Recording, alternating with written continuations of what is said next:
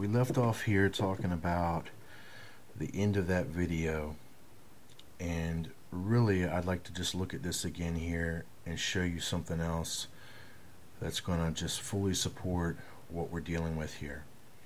We are in charge of God's selection process for planet Earth. He selects, we destroy. We are the riders of the pale horse. Now, I've shared a lot of information here about Samson being the 13th judge, but I haven't showed you this connection yet or this scripture which is going to support it in this way. I want you to just really see what we're talking about here. They say that they're the riders of the pale horse. Now that's going to connect us directly back to the Danites, but I forgot to show you this. Do you see that pale horse in here? I know you do. There's our pale horse figure, which is just the other half of what I've already shared with you about the destruction of the Lion of Judah, and we're going to show something else that's going to support this in a big way. Now, I told you here in the last video that this was the exaltation of false Israel, and you see two unicorns being exalted.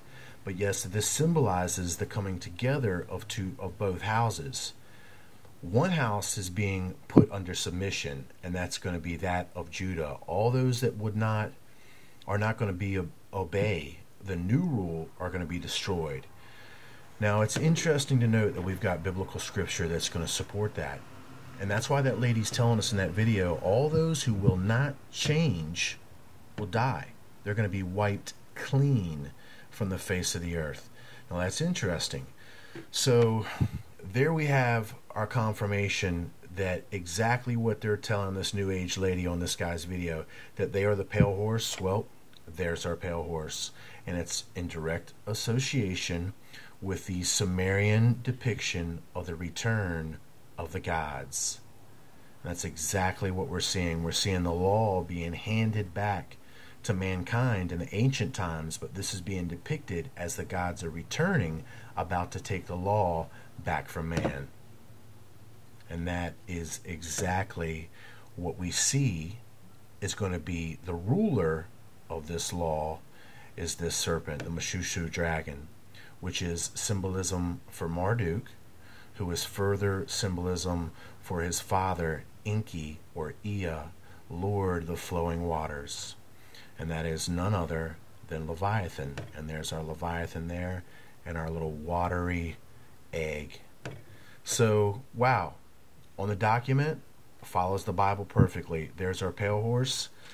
That's exactly what the entities are saying. We are the riders of the pale horse. Well, friends, I'm telling you who the entities are. Samson, the 13th judge. Now, we looked at some scripture that was connecting them with cockatrices. All right, well, let's get this in plain English so that you can plainly see what's happening here.